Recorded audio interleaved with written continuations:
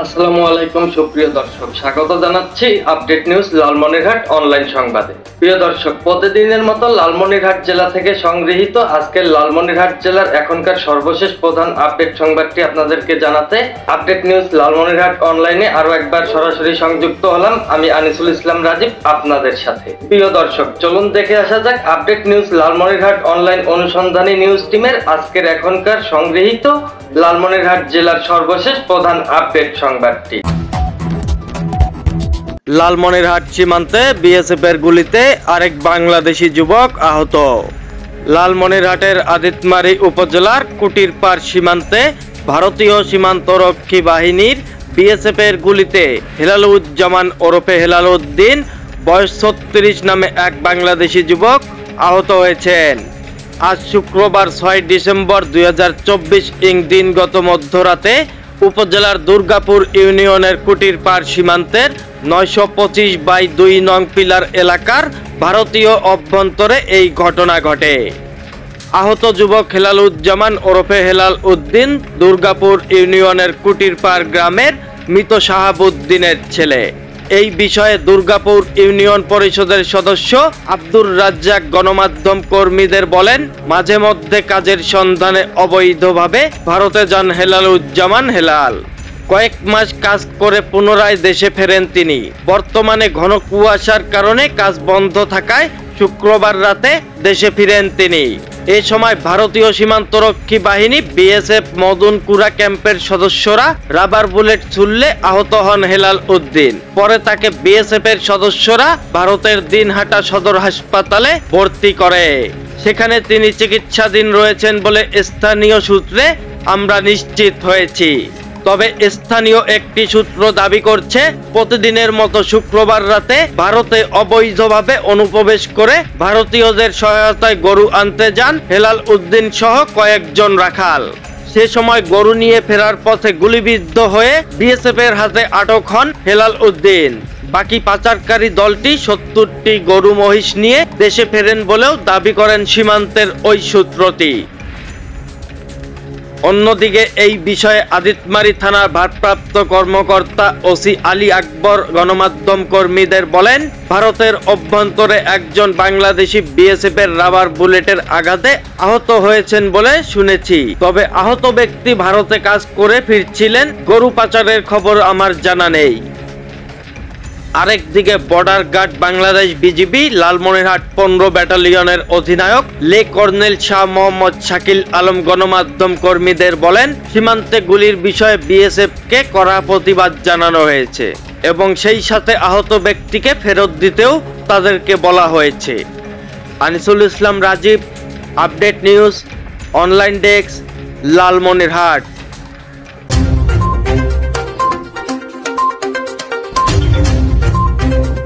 লালমনিরহাটের প্রবীণ সাংবাদিকের ইন্তেকাল। আসসালামু আলাইকুম সুপ্রিয় দর্শক, স্বাগত জানাচ্ছি আপডেট নিউজ লালমনিরহাট অনলাইন সংবাদে। প্রিয় দর্শক, প্রতিদিনের মতো লালমনিরহাট জেলা থেকে সংগৃহীত আজকের লালমনিরহাট জেলার এখনকার সর্বশেষ প্রধান আপডেট সংবাদটি আপনাদেরকে জানাতে আপডেট নিউজ লালমনিরহাট অনলাইনে আরো একবার সরাসরি সংযুক্ত হলাম। আমি আনিসুল ইসলাম রাজীব আপনাদের সাথে। প্রিয় দর্শক, চলুন দেখে আসা যাক আপডেট নিউজ লালমনিরহাট অনলাইন অনুসন্ধানী নিউজ টিমের আজকের এখনকার সংগৃহীত লালমনিরহাট জেলার সর্বশেষ প্রধান আপডেট সংবাদটি। লালমনিরহাট জেলা শহরের সাপটানা এলাকার বাসিন্দা প্রবীণ সাংবাদিক প্রেস ক্লাব লালমনিরহাটের সাবেক সভাপতি মোফাক্খারুল ইসলাম মজনু বয়স 62 বছর বুধবার ভোর 4:30 মস্তিষ্কের রক্তক্ষরণজনিত কারণে দেশের রাজধানী ঢাকাস্থ জাতীয় নিউরো সায়েন্স ইনস্টিটিউট হাসপাতালে চিকিৎসাধীন অবস্থায় ইন্তেকাল করেছেন। ইন্না লিল্লাহি ওয়া ইন্না ইলাইহি রাজিউন। মৃত্যুকালে তিনি তার স্ত্রী, এক ছেলে, এক মেয়ে, আত্মীয় স্বজন সহ অসংখ্য গুণগ্রাহী রেখে গিয়েছেন। তার মৃত্যুতে তার সহকর্মীরা সহ এলাকায় শোকের ছায়া নেমে এসেছে। মোফাক্খারুল ইসলাম মজনু 80-র দশকে রংপুর থেকে প্রকাশিত দৈনিক দাবানল পত্রিকা দিয়ে সাংবাদিকতা শুরু করেন। দীর্ঘদিন দৈনিক দাবানলের লালমনিরহাট জেলা প্রতিনিধি হিসেবে দায়িত্ব পালনের পর ঢাকা থেকে প্রকাশিত দৈনিক পত্রিকা এবং দৈনিক বাংলা বাজার পত্রিকায় কাজ করেন এবং তার টেলিভিশন সাংবাদিকতা শুরু সিএসবি টিভিতে। এরপর দীর্ঘদিন সময় টিভিতে সুনামের সাথে দায়িত্ব পালন করেন। সর্বশেষ দৈনিক সবুজ বাংলা নামে ঢাকা থেকে প্রকাশিত একটি দৈনিক পত্রিকায় কাজ করতেন তিনি। প্রবীণ সাংবাদিক মোফাক্খারুল ইসলাম মজনু প্রেস ক্লাব লালমনিরহাটের পরপর দুবারের সভাপতির দায়িত্ব পালন করেন। একজন সহজ সরল ও সাদা মনের মানুষ হিসেবে তিনি লালমনিরহাটের মানুষের মাঝে চিরদিন বেঁচে থাকবেন। Anisul Islam Rajib, update news, online desk, Lalmonirhat.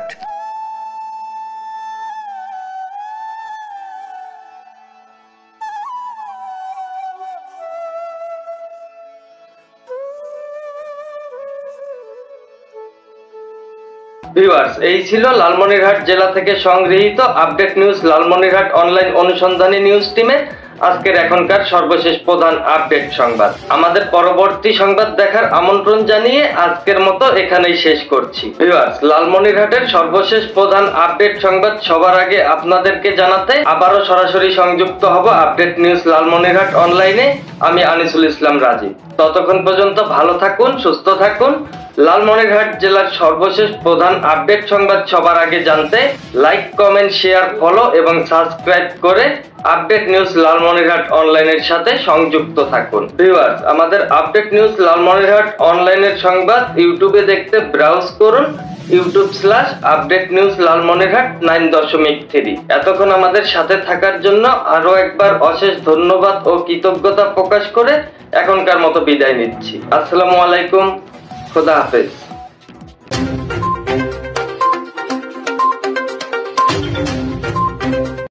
1971 সালের 6 ডিসেম্বর প্রিয় মাতৃভূমি থেকে পাকিস্তানি হানাদারদের বিতাড়িত করে বিজয় আনন্দে মেতে উঠে উত্তরবঙ্গের সীমান্তবর্তী রেলওয়ে আর বিহারি অধ্যুষিত জেলা লালমনিরহাটের মানুষ। প্রবীণ ও মুক্তিযোদ্ধাদের বর্ণনায় জানা গিয়েছে 1971 সালের 7ই মার্চ বঙ্গবন্ধুর ভাষণ ও স্বাধীনতা যুদ্ধের ঘোষণায় বাঙালিরা ঐক্যবদ্ধ হয়ে দেশ মাতৃকাকে হানাদার মুক্ত করতে উজ্জীবিত হয়ে ওঠে। 25 মার্চ কালো রাতে পাকিস্তানি সরকারের নির্দেশে পাক সেনারা নিরস্ত্র বাঙালি জাতির উপর ঝাঁপিয়ে পড়লে শুরু হয় মুক্তিযুদ্ধ। দেশকে শত্রুমুক্ত করে চূড়ান্ত বিজয়ের লক্ষ্যে জীবন বাজি রেখে মহান মুক্তিযুদ্ধে ঝাঁপিয়ে পড়ে সর্বস্তরের মানুষ। সারা দেশের মতোই উত্তাল হয়ে ওঠে বিহারি অধ্যুষিত রেলওয়ের বিভাগীয় শহর লালমনিরহাটের পাড়া মহল্লা। এরপরে 26 মার্চ আনুষ্ঠানিকভাবে স্বাধীনতা ঘোষণার পর 27 মার্চ দুপুরে লালমনিরহাটের মুক্তিকামী মানুষ মিছিল নিয়ে রেলওয়ের আপ-ইয়ার্ড কলোনি পার হওয়ার সময় পাকিস্তানিদের সঙ্গে গোলাগুলি শুরু হয়। পাকিস্তানি ইপিআর জিয়াউর হকের গুলিতে মারা যান শহীদ শাহজাহান। প্রথমে শহীদ শাহজাহানকে তার বাড়ির পাশে দাফন করা হয় এবং মুক্তিযুদ্ধে লালমনিরহাটের 29 জন শহীদ মুক্তিযোদ্ধার নাম পাওয়া গেলেও অসংখ্য শহীদদের মরদেহ এবং সন্ধান মেলেনি। অন্যদিকে পাকিস্তানি বাহিনীকে সহায়তা করতে গঠিত হয় রাজাকার আল বদর আল শামস। তারাও পাক সেনাদের সাথে যুক্ত হয়ে নিরস্ত্র বাঙালির ওপর নির্মম অত্যাচার ও নির্যাতন চালায়। তারা মা বোনদের সম্ভ্রমহানি করে প্রতিটি বাড়িতে লুটপাট ও অগ্নিসংযোগ করে। রেলওয়ের শহর লালমনিরহাটের নিরস্ত্র বাঙালিদের ধরে এনে নির্মম নির্যাতন ও হত্যা করে তৎকালীন ডিআরএম এর ভবনের পিছনের ডোবায় মরদেহ ফেলে রাখে পাকিস্তানি বাহিনী ও তার দোসররা। পরবর্তীতে ডিআরএম ভবনের পিছনটা গণকবর হিসাবে স্বীকৃতি দেওয়া হয় এবং পরবর্তীতে সংরক্ষণ করা হয় 71-এর সেই গণকবর। বিভিন্ন জাতীয় দিবসে শ্রদ্ধাঞ্জলি সহ মোমবাতি প্রজ্বলন করে জাতি আজও শ্রদ্ধার সাথে স্মরণ করে বীর শহীদদের। অন্যদিকে মুক্তিযুদ্ধকালীন সময় দেশে মোট 11টি সেক্টরের মধ্যে লালমনিরহাট অঞ্চল ছিল 6 নং সেক্টরের অধীনে। দেশের অভ্যন্তরে থাকা একমাত্র 6 নং সেক্টরটি ছিল পাটগ্রাম উপজেলার বুড়িমারি হাসর উদ্দিন উচ্চ বিদ্যালয়ে। এ সেক্টরের কমান্ডার ছিলেন এম খাদেমুল বাশার। তার দক্ষ নেতৃত্বে ও সাহসী পদক্ষেপে দুর্বার প্রতিরোধ গড়ে তোলেন মুক্তিবাহিনী ও মিত্র বাহিনী।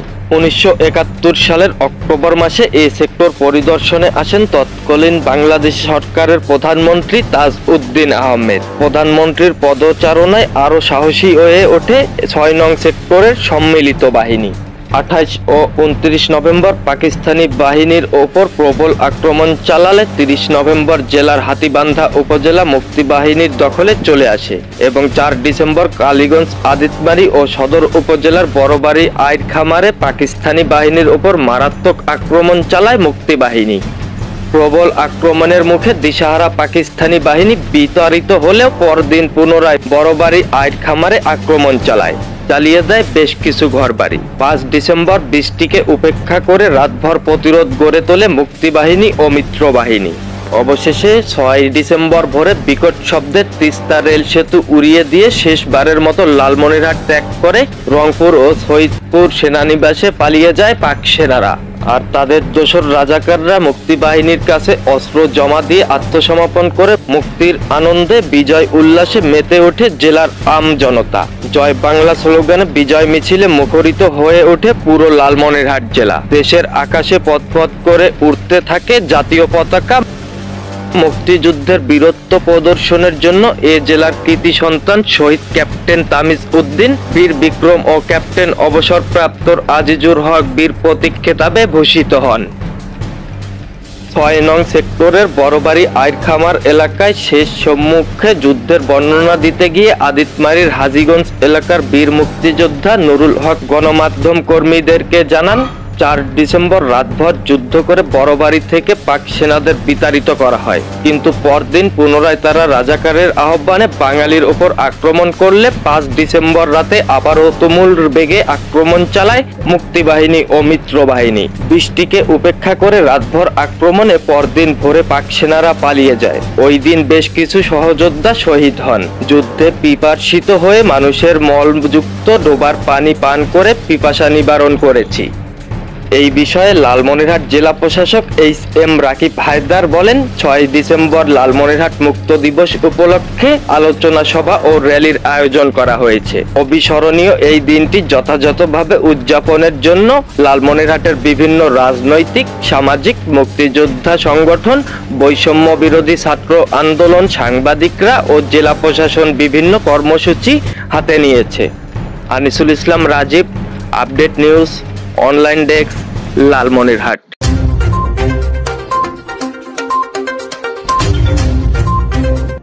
লালমনিরহাটের হাতীবান্ধা উপজেলায় ব্যবসায়ী পিকআপ থেকে লুট হওয়া সার রাশেদুল ইসলাম সবুজ নামে এক ছাত্রদল নেতার বাড়ি থেকে উদ্ধার করেছে পুলিশ। আজ সোমবার 9 ডিসেম্বর 2024 দিবাগত রাতে উপজেলার ফকিরপাড়া ইউনিয়নের রমণীগঞ্জ গ্রাম থেকে এই সার উদ্ধার করা হয়। রাশেদুল ইসলাম সবুজ ওই গ্রামের আবু তালেবের ছেলে। তিনি উপজেলার ফকিরপাড়া ইউনিয়ন ছাত্র দলের সাধারণ সম্পাদক। ঢাকা পোস্টের তথ্য মতে পুলিশ ও স্থানীয়রা জানান, পাটগ্রাম উপজেলার একজন ব্যবসায়ী পিকআপ যোগে সোমবার কালীগঞ্জ উপজেলার চাপারহাট থেকে বিভিন্ন জাতের 80 বস্তা সার নিয়ে পাটগ্রামে যাচ্ছিলেন।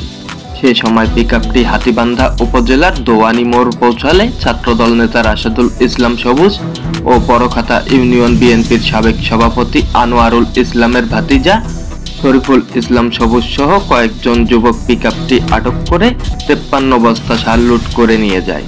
পরে ক্ষতিগ্রস্ত ব্যবসায়ী হাতীবান্ধা থানা পুলিশকে বিষয়টি অবগত করলে পুলিশ রাতভর অভিযান চালায় এবং সেই অভিযানের সময় ছাত্রদল নেতা রাশেদুল ইসলাম সবুজের বাড়ির গোয়ালঘর থেকে 11 বস্তা এবং শরীফুল ইসলাম সবুজের হেফাজতে থাকা বাঁশঝাড় থেকে 36 বস্তা মিলে মোট 47 বস্তা সার উদ্ধার করে পুলিশ। তবে অভিযুক্তরা পলাতক থাকায় পুলিশ তাদেরকে আটক করতে পারেনি।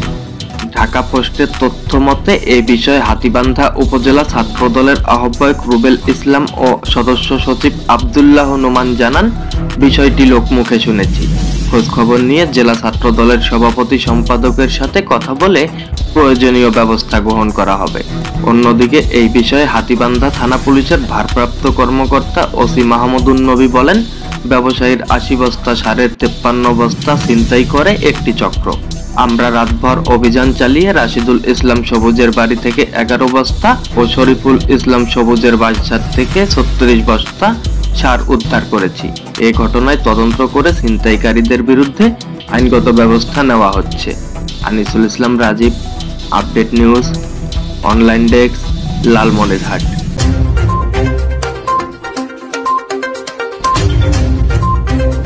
লালমনিরহাটে সাংবাদিকদের কয়েকটা গ্রুপ আছে। আরে মিয়া, আমাদের মাঝে বিরোধ থাকতে পারে, আমরা আমাদের জাতীয় স্বার্থে এক অভিন্ন, আমরা আমাদের সাথে দেখে যান। আমরা আমাদের গ্রুপ, আমাদের কত প্রেস ক্লাব, আমাদের কয়েকটা গ্রুপ থাকতে পারে, আমাদের মাঝে বিভাজন থাকতে পারে, আমাদের জাতীয়কে আমরা সবাই একত্রিত হয়েছি। আমি আজমের বাচ্চা বেয়াদব, এত বড় দেশ তুমি পাও কোথায়? তাসরুজ্জামান বাবু বিগত সরকারের আমলে তার যেসব দুর্নীতি আমাদের কাছে আছে, সে বদলি হয়ে গেছিল, আবার লালমেটে জয়েন করছে। এই লালমেটে তার স্বার্থটা কোথায়, কি মজা লালমেটে পেয়েছে? ডিআরএম সাহেব, আপনাকে বলতে হবে, আপনি কেন তাসরুজ্জামান বাবুকে আবার বদলি করে লালমেটে নিয়ে আসলেন? তথ্য চাওয়ার অপরাধে তাদেরকে হেনস্থা করা হয়েছে, তাদের শিক্ষাগত যোগ্যতা নিয়ে প্রশ্ন করা হয়েছে এবং তাদেরকে এক পর্যায়ে বলা হয়েছে গেট আউট। তাসরুজ্জামান বাবু, আমার সন্দেহ হয় আপনি নিজেকে বলেন আপনি পঞ্চম গ্রেডের একজন কর্মকর্তা। আমি স্পষ্ট ভাষায় বলতে চাই, লালমনিরহাটের সংবাদ কর্মীদেরকে কোনোভাবেই ছোট করে দেখার সুযোগ নেই। সংবাদ কর্মীদের সম্মানের ক্ষেত্রে এক বিন্দু ছাড় নয়। আপনার মতো তাসরুজ্জামান বাবুকে চুরি দিয়ে উড়িয়ে দেওয়া সম্ভব, আপনি যেই পরিমাণ দুর্নীতি করেছেন। সরকারি কর্মকর্তারা আমাদের ট্যাক্সে টাকায় তাদের বেতন হয়। আজকে সাংবাদিকদের সাথে যদি তারা এ ধরনের আচরণ করতে পারে, তাহলে সাধারণ মানুষের সাথে কি ধরনের দুর্ব্যবহার করবে বলে মনে করে, এটা সাধারণ দেশবাসীর কাছে আমি বলতে চাই যে যেখানে সাংবাদিকরা নিরাপদ নয়, সেখানে সাধারণ দেশবাসী কিভাবে নিরাপদ একজন সরকারি কর্মকর্তার কাছে? টিকিট বিক্রয়ের নামে যেভাবে লুটপাট হচ্ছে সরকারি টাকা, এবং ইতিমধ্যে আপনারাও জানেন যে লালমনিরহাট রেল ডিভিশনের কাউনিয়ায় স্টেশন মাস্টার, টিকিট মাস্টার প্রায় 1,60,000 টাকার মতন এর উপরে টাকা সে লুটপাট করছে, চুরিতে তার চাকরি গেছে। আমি এই মানববন্ধন থেকে একটি কথা পরিষ্কার বলতে চাই, সেটি হচ্ছে লালমনিরহাটের কোন সরকারি কর্মকর্তা কর্মচারী আগামীতে কোন সাংবাদিকদেরকে এমন লাঞ্ছনা করলে এর থেকে ভয়াবহ কিছু হবে। একজন সাংবাদিককে তিনি কিভাবে তার অফিস থেকে বলে গেট আউট, এই স্পর্ধা কিভাবে তার হয়? সরকারি কর্মকর্তারা নিজেদেরকে প্রভু ভাবা শুরু করে দেন। এটা আমাদের সাংবাদিকদের জন্য যেমন বিব্রতকর, অস্বস্তিকর, তেমনি সাধারণ মানুষের জন্য সেটি ভোগান্তির। টিকিট না কেটে একজন লোকের কাছে টাকা নেওয়া হয়, সেই টাকা কিন্তু সরকারি কোষাগারে জমা হয় না। এটাই প্রতিবাদ করতে গিয়ে এবং বক্তব্য নিতে গিয়েই সাংবাদিকদের সঙ্গে এই কর্মকর্তার যে বাক বিতণ্ডা হয়েছে, এ থেকে প্রমাণিত হয় যে ওই কর্মকর্তা ওই যে টিকিটের বাদ দিয়ে যে টাকাটা উত্তোলন হয়, সেই টাকাটা তার ভাগবাটোয়ার অংশ তার কাছে চলে আসে। সাংবাদিকদের সঙ্গে অসৌজন্যমূলক আচরণের বিরুদ্ধে তীব্র নিন্দা এবং প্রতিবাদ জ্ঞাপন করছি। এই দুর্নীতিবাজ কর্মকর্তার বিরুদ্ধে দৃষ্টান্তমূলক শাস্তির ব্যবস্থা। তাকে কি ট্রেনিং দেওয়া হয়নি? তাকে কি এমনি এমনি নিয়োগ দেওয়া হয়েছে? তাহলে আমার কাছে মনে হয় যে এরকম কর্মকর্তাদের আগে মেন্টালি ট্রেনিং দেওয়া উচিত। লালমনিরহাটে সাংবাদিকদের হেনস্থাকারী কর্মকর্তার শাস্তির দাবিতে মানববন্ধন। লালমনিরহাটের সাংবাদিকের হেনস্থাকারী লালমনিরহাট রেলওয়ের বিভাগীয় যান্ত্রিক প্রকৌশলী ক্যারেজ অ্যান্ড ওয়াগন তাসরুজ্জামান বাবুর শাস্তির দাবিতে মানববন্ধন করেছে জেলায় কর্মরত সাংবাদিকরা। বুধবার 4 ডিসেম্বর 2024 ইং দুপুরে লালমনিরহাট রেলওয়ের বিভাগীয় ম্যানেজারের মূল ফটকের সামনে 2 ঘন্টা ব্যাপী মানববন্ধন করেন জেলায় কর্মরত প্রিন্ট, ইলেকট্রিক মিডিয়া এবং অনলাইন সাংবাদিকরা। সে সময় সাংবাদিকরা জানান, রেলওয়ের অ্যাটেন্ডেন্ট সোহেল রানা ও আব্দুর রব রাহাত গত 19 নভেম্বর রংপুর এক্সপ্রেস ট্রেনে বিনা টিকিটের যাত্রীদের কাছ থেকে ভাড়া বাবদ বিনা রসিদে অর্থ আদায় করে তছরূপ করেন। সে সময় ঘটনার একটি ভিডিও যাত্রীরা ধারণ করে গণমাধ্যম ফেসবুকে ছড়িয়ে দেন। সেই বিষয়ে বক্তব্য জানতে গত 1 ডিসেম্বর ঢাকা পোস্টের সাংবাদিক, লালমনিরহাট জেলা প্রতিনিধি নিয়াজ আহমেদ শিপন সহ 3 সাংবাদিক লালমনিরহাট বিভাগীয় রেলওয়ের যান্ত্রিক প্রকৌশলী ক্যারেজ অ্যান্ড ওয়াগন তাসরুজ্জামান বাবুর কার্যালয়ে যান। সে সময় ওই কর্মকর্তা তেড়ে ওঠে সাংবাদিকদের হেনস্থা করে কক্ষ থেকে গেট আউট বলে বের করে দেন। অপরদিকে এ ঘটনায় নিজের দায় এড়াতে যাত্রীদের কাছ থেকে আদায় করা অর্থ তছরূপ করার দায়ে 2 অ্যাটেন্ডেন্টকে সাময়িক বরখাস্ত ও শোকজ করেন তাসরুজ্জামান বাবু। তবে সাংবাদিকদের হেনস্থা করা কর্মকর্তা তাসরুজ্জামানের বিরুদ্ধে ব্যবস্থা না নেওয়ায় ফুঁসে উঠেছে জেলার সাংবাদিকরা। ওই কর্মকর্তার শাস্তির দাবিতে 2 ঘন্টা ব্যাপী মানববন্ধন করেন জেলায় কর্মরত ইলেকট্রিক, প্রিন্ট ও অনলাইন সাংবাদিকরা। আরেকদিকে সিনিয়র সাংবাদিক গোকুল রায়ের সভাপতিত্বে মানববন্ধনে বক্তব্য রাখেন যমুনা টিভির প্রতিনিধি আনিসুর রহমান লাবলা, বৈশাখী টিভির তৌহিদুল ইসলাম লিটন, আদিতমারি প্রেস ক্লাবের সভাপতি ফরহাদ আলম সুমন, কালীগঞ্জ প্রেস ক্লাবের সম্পাদক তিতাস আলম, হাতিবান্ধা প্রেস ক্লাবের সম্পাদক নুরুল হক, মফস্বল সাংবাদিক ফোরাম লালমনিরহাট জেলা শাখার সভাপতি খোরশেদ আলম সাগর ও হেনস্থার শিকার 3 সাংবাদিকরা সহ আরো অনেকে। সে সময় উক্ত মানববন্ধনে বক্তারা বলেন, আগামী 24 ঘন্টার মধ্যে ওই কর্মকর্তার শাস্তির ব্যবস্থা না করলে বৃহত্তর আন্দোলন ঘোষণা দেন সাংবাদিক নেতারা। এছাড়াও আগামী সোমবার রেলপথ অবস্থান কর্মসূচিও দেওয়া হয়েছে। Anisul Islam Rajib, update news, online desk, Lalmonirhat.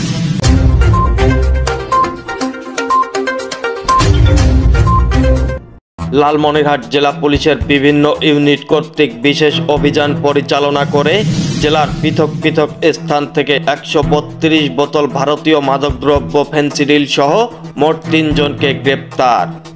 District police Lalmonirhat online verify Facebook পোস্টের তথ্য মতে লালমনিরহাট জেলা পুলিশের সুযোগ্য পুলিশ সুপার জনাব মোহাম্মদ তরিকুল ইসলাম মহোদয়ের সার্বিক দিক নির্দেশনায় লালমনিরহাট জেলাস্থ কালীগঞ্জ থানা এবং আদিতমারি থানা এলাকায় পৃথক পৃথক স্থানে অভিযান পরিচালনা করে 132 বোতল ফেন্সিডিল ও মাদক ব্যবসায়ের কাজে ব্যবহৃত একটি মোটরসাইকেল সহ মোট 3 জনকে গ্রেপ্তার করা হয় এবং আইনি প্রক্রিয়া শেষে গ্রেপ্তারকৃত আসামিদের বিচারার্থে বিজ্ঞ আদালতে প্রেরণ করা হয়।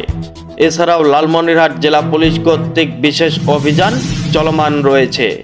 পুলিশকে তথ্য দিয়ে সহায়তা করুন, মাদক এবং সন্ত্রাস মুক্ত লালমনিরহাট জেলা গড়ে তুলুন। Anisul Islam Rajib, update news, online desk, Lalmonirhat.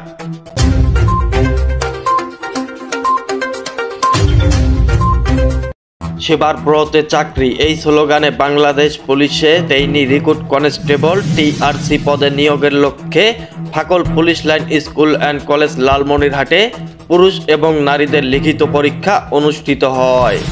22 November 2024 তারিখ সকাল 10 ঘটিকায় ট্রেইনি রিক্রুট কনস্টেবল টিআরসি পদে নিয়োগের লক্ষ্যে ফাকল পুলিশ লাইন স্কুল অ্যান্ড কলেজে পুরুষ এবং নারী প্রার্থীদের লিখিত পরীক্ষা অনুষ্ঠিত হয়।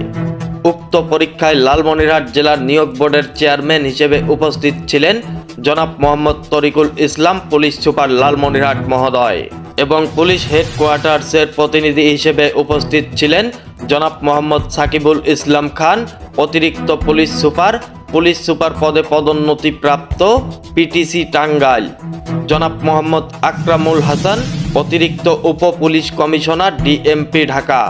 রংপুর রেঞ্জ কর্তৃক মনোনীত প্রতিনিধি হিসেবে উপস্থিত ছিলেন জনাব মোহাম্মদ সাইফুল ইসলাম, অতিরিক্ত police super crime and ops Nilphamari, জনাব মোহাম্মদ আব্দুল্লাহ আল মামুন, অতিরিক্ত police super B circle Gaibandha. সার্বিক তত্ত্বাবধানে জনাব মোহাম্মদ আতিকুল হক, অতিরিক্ত পুলিশ সুপার প্রশাসন ও অর্থ লালমনিরহাট, জনাব মোহাম্মদ আলমগীর রহমান, অতিরিক্ত police super crime and ops Lalmonirhat, জনাব একেএম ফজলুল হক, অতিরিক্ত police super A circle Lalmonirhat, জনাব জয়ন্ত কুমার সেন, সহকারী police super B circle Lalmonirhat সহ জেলা পুলিশের ঊর্ধ্বতন কর্মকর্তা ও নিয়োগ কার্যক্রমের সাথে সম্পৃক্ত সকল পুলিশ সদস্যগণ। Anisul Islam Rajib, update news, online desk, Lalmonirhat.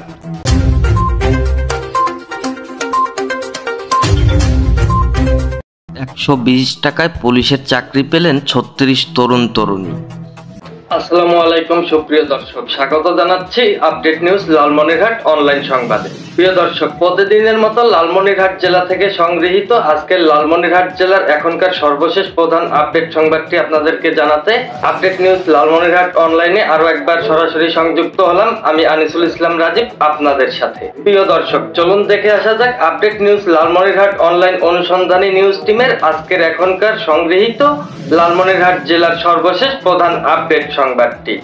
লালমনিরহাটে কোনো ধরনের সুপারিশ ও হয়রানি ছাড়াই মেধার ভিত্তিতে 120 টাকায় পুলিশে চাকরি পেলেন 36 জন।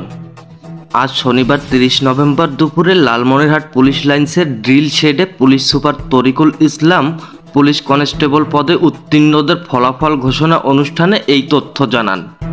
মৌখিক পরীক্ষা গ্রহণ শেষে পুলিশ লাইন্সের ড্রিল শেডে এ নিয়োগ পরীক্ষার চূড়ান্ত ফলাফল প্রকাশ ও সংবর্ধনা অনুষ্ঠানের আয়োজন করা হয়। মৌখিক পরীক্ষা শেষে 36 জনকে প্রাথমিকভাবে মনোনীত করা হয় এবং 3 জনকে অপেক্ষমান রাখা হয়। উক্ত অনুষ্ঠানে পুলিশ সুপার প্রাথমিকভাবে নির্বাচিত প্রার্থীদের ফুল দিয়ে শুভেচ্ছা জানান। এ সময় নিয়োগ বোর্ডের সদস্য অতিরিক্ত পুলিশ সুপার আতিকুল ইসলাম, প্রশাসন ও অর্থ, লালমনিরহাট সদর থানার ওসি আব্দুল কাদের উপস্থিত ছিলেন। মেধা ও যোগ্যতার ভিত্তিতে অত্যন্ত স্বচ্ছতার মাধ্যমে নিয়োগ পাওয়ায় তাদের মধ্যে অনেকেই আবেগপ্রবণ হয়ে পড়েছেন। এর আগে গত 1 নভেম্বর 2024 তারিখে লালমনিরহাট জেলা পুলিশ লাইন্স মাঠে ট্রেইনি রিক্রুট কনস্টেবল টিআরসি পদে নিয়োগ পরীক্ষা সেপ্টেম্বর 2024 নিয়োগ কার্যক্রম পরিচালিত হয়। লালমনিরহাট জেলার পুলিশ সুপার তরিকুল ইসলাম শুরু থেকে শেষ পর্যন্ত সভাপতি হিসেবে উক্ত ট্রেইনি রিক্রুট কনস্টেবল টিআরসি পদে নিয়োগ পরীক্ষার সমগ্র কার্যক্রমের প্রতিটি পর্যায়ে সর্বোচ্চ স্বচ্ছতা নিশ্চিত করেছেন। এই বিষয়ে লালমনিরহাট পুলিশ সুপার তরিকুল ইসলাম আপডেট নিউজ লালমনিরহাট অনলাইন অনুসন্ধানী নিউজ টিমকে বলেন, 463 জনকে আমরা প্রাথমিকভাবে পরীক্ষার জন্য, লিখিত পরীক্ষার জন্য মনোনীত হয়, তারা উত্তীর্ণ হয়। এরপরে আমরা লিখিত পরীক্ষার দিনে দেখি যে একজন ছেলে টাকা জমা না দেওয়ার কারণে 462 জন পরীক্ষায় অংশ নেয়। এই 462 জন পরীক্ষায় অংশ নেওয়ার পরে আমরা হেডকোয়ার্টার থেকে যে রেজাল্ট পেয়েছি সেখানে আমরা দেখছি নারী পুরুষ মুক্তিযোদ্ধা মিলে আমরা 144 জনের উত্তীর্ণ হওয়ার রেজাল্ট পাই।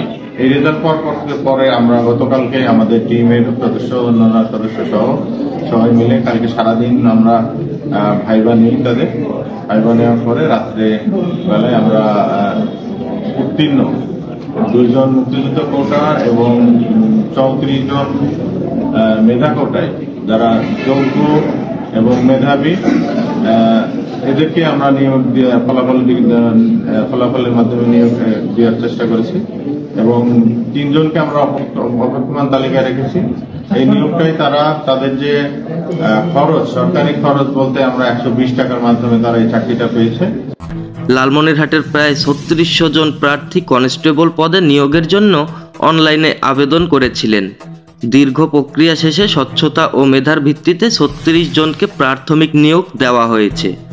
মেধা কোটা ব্যতীত অন্য কোনো কোটার প্রার্থী লিখিত পরীক্ষায় কৃতকার্য হয়নি। আমি আশা করছি নির্বাচিত এসব প্রার্থীরাও কোনো প্রকার অনিয়ম দুর্নীতির আশ্রয় না নিয়ে নিঃস্বার্থভাবে দেশ ও দেশের মানুষের জন্য নিজেকে বিলিয়ে দেবে। Anisul Islam Rajib, update news online desk, Lalmonirhat. Viewers, এই ছিল লালমনিরহাট জেলা থেকে সংগৃহীত আপডেট নিউজ লালমনিরহাট অনলাইন অনুসন্ধানী নিউজ টিমের আজকের এখনকার সর্বশেষ প্রধান আপডেট সংবাদ। আমাদের পরবর্তী সংবাদ দেখার আমন্ত্রণ জানিয়ে আজকের মতো এখানেই শেষ করছি। ভিউয়ার্স, লালমনিরহাটের সর্বশেষ প্রধান আপডেট সংবাদ সবার আগে আপনাদেরকে জানাতে আবারও সরাসরি সংযুক্ত হব আপডেট নিউজ লালমনিরহাট অনলাইনে আমি আনিসুল ইসলাম রাজীব। ততক্ষণ পর্যন্ত ভালো থাকুন, সুস্থ থাকুন। লালমনিরহাট জেলার সর্বশেষ প্রধান আপডেট সংবাদ সবার আগে জানতে লাইক, কমেন্ট, শেয়ার, ফলো এবং সাবস্ক্রাইব করে আপডেট নিউজ লালমনিরহাট অনলাইনের সাথে সংযুক্ত থাকুন। ভিউয়ার্স, আমাদের আপডেট নিউজ লালমনিরহাট অনলাইনের সংবাদ ইউটিউবে দেখতে ব্রাউজ করুন youtube/আপডেট নিউজ লালমনিরহাট 9.3। এতক্ষণ আমাদের সাথে থাকার জন্য আরো একবার অশেষ ধন্যবাদ ও কৃতজ্ঞতা প্রকাশ করে এখনকার মতো বিদায় নিচ্ছি। আসসালামু আলাইকুম, খোদা হাফেজ।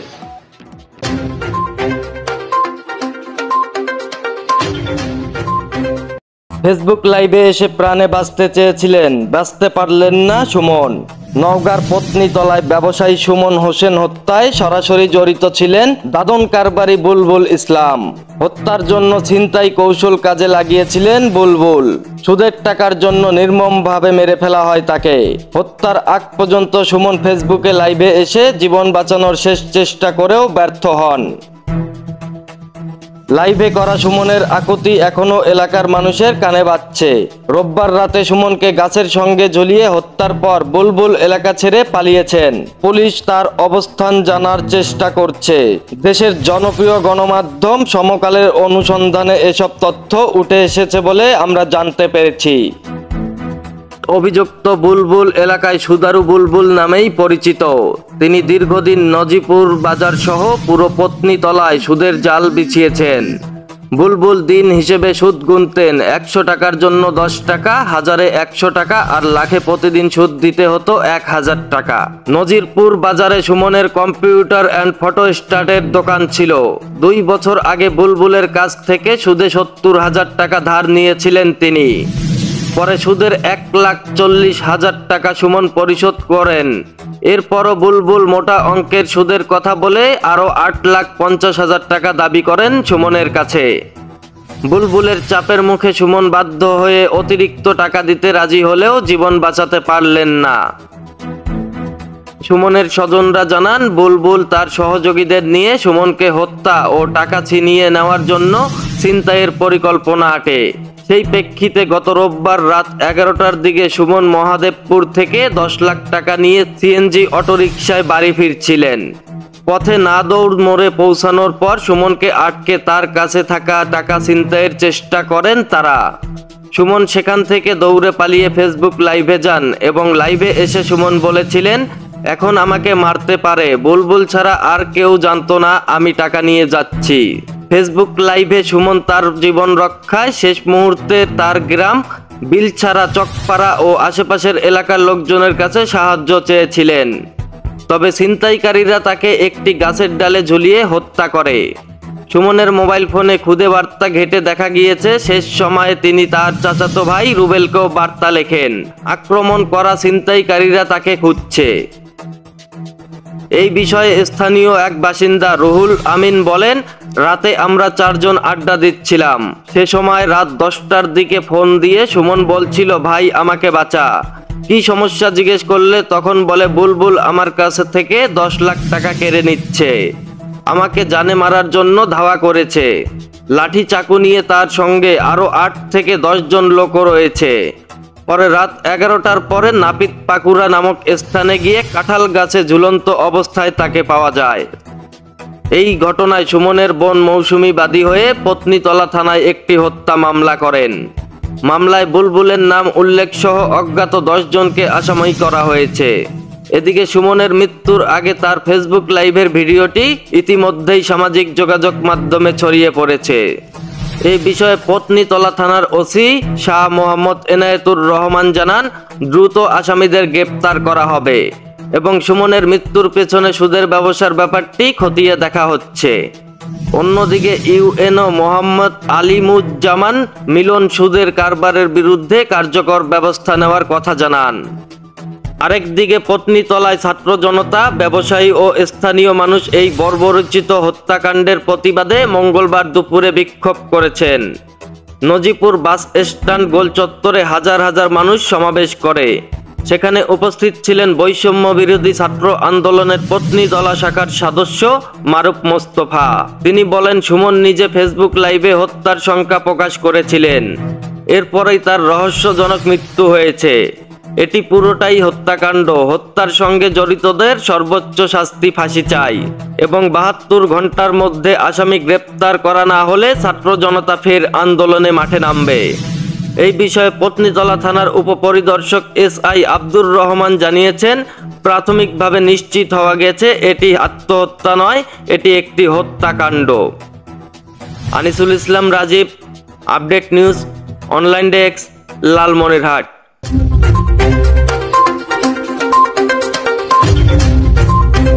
পাটগ্রাম থেকে চট্টগ্রাম ফেনীগামী MB ট্রাভেলস, মামুল ট্রাভেলস এবং আরও 5-6টি গাড়ি চাঁদার দাবিতে বন্ধ করে দেওয়া হয়েছে। আমি আপনাদের মাধ্যমে আমি বলতে চাই, আজকে লালমনিরহাটে সারা বাংলাদেশের মতো যেখানে চাঁদা বন্ধ হয়েছে, সেখানে লালমনিরহাটে এই চাঁদা আমরা বন্ধ করতে চাই। চাঁদাবাজদেরকে 24 ঘন্টা সময় দিয়ে দিলাম প্রশাসনকে, আপনাদের আইনের আওতা নিয়ে আসুন। আমরা লিখিত বক্তব্য আপনাদের কাছে পাঠিয়ে দিচ্ছি এবং আমরা দিচ্ছি, আপনারা তাদেরকে অতি সত্বর গ্রেপ্তার করে এই চাঁদাবাজদের মুখোশ উন্মোচন করুন এবং লালমনিরহাট মালিক সমিতিকে একটি দুর্নীতিমুক্ত এবং চাঁদাবাজ মুক্ত মালিক সমিতি গঠন করুন। এই কামনা আপনাদের মাধ্যমে আমরা দেশবাসীর কাছে আমরা বাংলাদেশের যে প্রধান উপদেষ্টা রয়েছেন ডক্টর মোহাম্মদ ইউনূসের কাছে আমরা দাবি করছি, আমাদের এই চাঁদাবাজ, এই দুর্নীতি, এই সন্ত্রাসী বাহিনীদের মুক্ত লালমনিরহাট আমরা দেখতে চাই। আমরা হানাহানি দুর্নীতি মুক্ত, চাঁদাবাজ মুক্ত লালমনিরহাট দেখতে চাই। আমাদের দাবি, আমাদের বাসগুলো দ্রুত ছেড়ে দেওয়া হোক। আমরা যেন সুন্দরভাবে বিগত 17 বছর ধরে আমাদের যে বাসগুলো চলছে, সেই বাসগুলো অতি সত্বর ছেড়ে দেওয়া হোক এবং আমাদের দাবিগুলো মেনে নেওয়া হোক। যদি মানা না হয় তাহলে 24 ঘন্টার মধ্যে আমরা আমাদের পরবর্তী কর্মসূচি আমরা গ্রহণ করব এবং হরতালের মতন, অবরোধের মতন এবং লালমনিরহাট অচল করে দেওয়ার মতন কর্মসূচি দিতে আমরা বাধ্য হব। আপনাদের মাধ্যমে আমরা দেশবাসীর কাছে অনুরোধ করব এবং আইন শৃঙ্খলা রক্ষাকারী বাহিনীর কাছে অনুরোধ করব যে সেনাবাহিনীর শাসন চলছে, এখনো যদি এইরকম দুর্নীতি হয় বা চাঁদাবাজদের দৌরাত্ম হয় তাহলে আমরা যাব কোথায়? প্রতিদিন সন্ধ্যার সময় থেকে আপনারা যদি বাস স্ট্যান্ডে টার্মিনালে থাকেন তাহলে দেখতে পারবেন যে প্রতিটি গাড়ি থেকে 300 টাকা করে জিপি নেওয়া হচ্ছে। সেই জিপি কিসের কারণে নেওয়া হচ্ছে? কোথায় যাচ্ছে সেটার টাকা মালিক সমিতিতে বসে ভাগ বটরা করতেছে। তা আপনাদের মাধ্যমে আমরা বলতে চাই যে এই চাঁদাবাজরা প্রতিদিন গাড়ি থেকে লক্ষ লক্ষ টাকা চাঁদা আদায় করতেছে, লক্ষ লক্ষ টাকা কালেকশন করতেছে এবং প্রতিটি গাড়ি থেকে 4 লাখ 5 লক্ষ টাকা করে দাবি করছে। আপনাদের মাধ্যমে আমরা বলতে চাই যে অতি সত্বর আপনারা এই চাঁদাবাজদেরকে আপনারা আইনের আওতায় আনতে আমাদের সহায়তা করুন এবং আমাদের বন্ধ গাড়িগুলোকে খুলে দেওয়ার ব্যবস্থা করুন। MB travels, Mamun travels, Dhaka অভিমুখী যে শ্যামলী পরিবহন, হাসান ট্রাভেলস, এইরকম আরও অনেক গাড়ি তারা বন্ধ করে দিয়েছে এবং তাদের কাছে 5 লক্ষ টাকা করে চাচ্ছে। এই রেজা গং এবং রেজার সঙ্গে আরও কিছু কুচক্রির কয়েকজন সন্ত্রাসী বাহিনী রয়েছে, তারা বিভিন্ন কাউন্টারে গিয়ে হুমকি দিচ্ছে এবং তারা বিভিন্ন কাউন্টারের ম্যানেজারদেরকে মারধর করছে এবং তাদের কাছে চাঁদা দাবি করছে। তারা 5ই আগস্টের পর থেকেই তারা হয়েছে এবং এতদিন আওয়ামী লীগ করেছে, আওয়ামী লীগের প্রেতাত্মা হয়ে এখন মালিক সমিতিতে বসেছে এবং মালিক সমিতির কার্যক্রম তারা সেখানে বসে থেকে সারা জেলার মধ্যে আজকে চাঁদাবাজির মহা উৎসব শুরু করে দিয়েছে। আপনারা সাংবাদিক, আপনারা জাতির বিবেক, আপনারা যদি গোপনে পর্যবেক্ষণ করেন এবং এখনো যদি টার্মিনালে যান তাহলে আপনি মালিক সমিতির নিয়োগভুক্ত, চাকুরিভুক্ত আপনারা কর্মচারী দেখতে পাবেন যারা প্রতিটা গাড়ি থেকে 300 টাকা করে চাঁদা আদায় করছে। অবিলম্বে এই চাঁদাবাজ, সন্ত্রাসী এবং লেবাসধারী কুচক্রী মহলের গ্রাস থেকে মালিক সমিতিকে উদ্ধার করা এবং চাঁদা বন্ধ করার দাবিতে আজকে আমরা লালমনিরহাটের রাজপথে নেমে এসেছি। আমরা চাই লালমনিরহাট থেকে চাঁদা মুক্ত হোক, দুর্নীতি মুক্ত হোক এবং মালিক সমিতি চাঁদাবাজ মুক্ত হোক, এই কামনা করছি।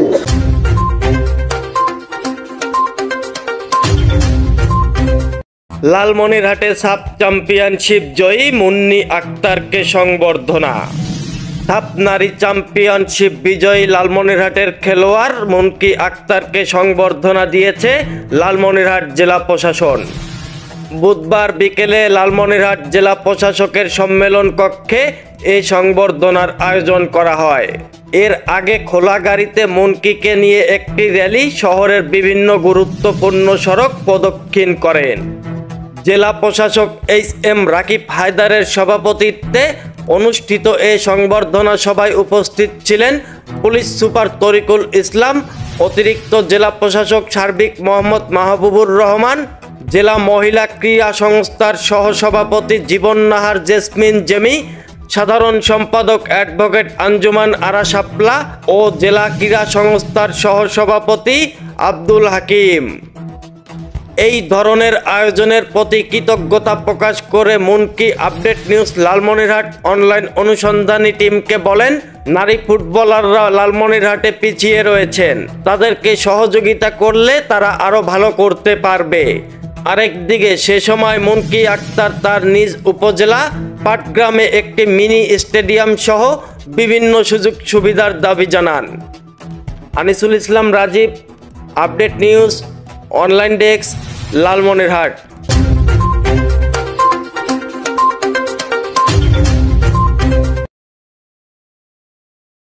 লালমনিরহাটের হাতীবান্ধায় মামার কোদালের আঘাতে ভাগিনার মৃত্যু। লালমনিরহাটের হাতীবান্ধা উপজেলায় মামার কোদালের আঘাতে আহত ভাগিনা হাফিজুর রহমান বয়স 40 বছরের মৃত্যু হয়েছে। এ ঘটনায় 2 জনকে আটক করেছে পুলিশ। আজ সোমবার 18 নভেম্বর 2024 সকালে রংপুর মেডিকেল কলেজ হাসপাতালে চিকিৎসাধীন অবস্থায় তার মৃত্যু হয়। রোববার 17 নভেম্বর দুপুরে ওই উপজেলার ফকিরপাড়া ইউনিয়নের রমণীগঞ্জ এলাকায় জমি নিয়ে বিরোধের জেরে সংঘর্ষে হাফিজুর সহ 6 জন আহত হন। মৃত হাফিজার রহমান ওই গ্রামের মৃত আক্তার উদ্দিনের ছেলে। সরজমিনে পুলিশ ও স্থানীয়রা জানান, ওই উপজেলার ফকিরপাড়া ইউনিয়নের রমণীগঞ্জ গ্রামের আহাদুলের সাথে তারই আপন ভাগিনা হাফিজার রহমানের জমি নিয়ে দীর্ঘদিন ধরে বিরোধ চলে আসছিল এবং রোববার তারই জের ধরে প্রথমে কথা কাটাকাটি, পরে তা সংঘর্ষে রূপ নেয়। এতে মামা আহাদুলের কোদালের আঘাতে হাফিজুর সহ উভয় পক্ষের 6 জন আহত হলে স্থানীয়রা আহতদের উদ্ধার করে হাতীবান্ধা উপজেলা স্বাস্থ্য কমপ্লেক্সে ভর্তি করেন। তারপর ভাগিনা হাফিজুর রহমান সহ তার পক্ষের আহত 4 জনের মধ্যে 2 জনের অবস্থা আশঙ্কাজনক হওয়ায় চিকিৎসকরা তাদেরকে রংপুর মেডিকেল কলেজ হাসপাতালে রেফার করেন। সেখানে চিকিৎসাধীন অবস্থায় সোমবার সকালে ভাগিনা হাফিজুর রহমানের মৃত্যু হয়। ভাগিনার মৃত্যুর খবর ছড়িয়ে পড়লে মামার পক্ষে হাতীবান্ধা হাসপাতালে ভর্তি থাকা শহীদুল ইসলাম বয়স 38 ও শৌখিন ইসলাম বয়স 18 নামে 2 জনকে আটক করে পুলিশে সোপর্দ করেছে নিহতের স্বজনেরা।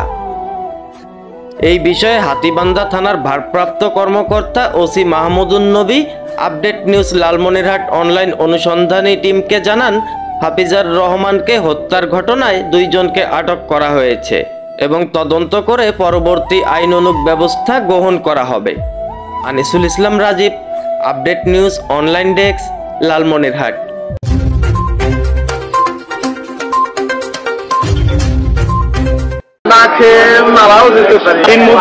এদের জন্য খুবই কষ্টকর। শীতে কাঁপছে লালমনিরহাট, চরম দুর্ভোগে এই জেলার মানুষ। ঘন কুয়াশায় ঢেকে গেছে উত্তরের জনপদ লালমনিরহাট। বৃষ্টির মতো ঝরছে কুয়াশা, অনুভূত হচ্ছে তীব্র শীত।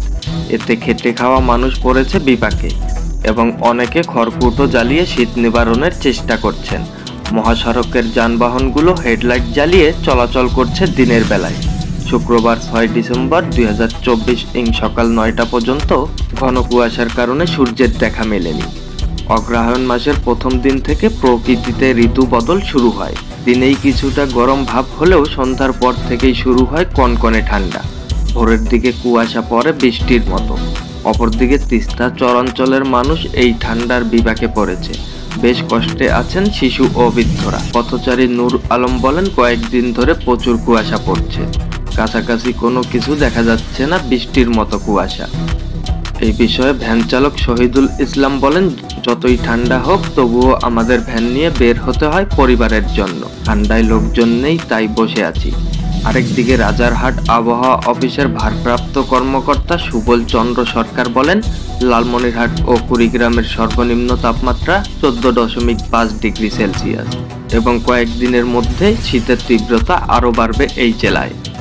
Anisul Islam Rajib, update news, online desk, Lalmonirhat.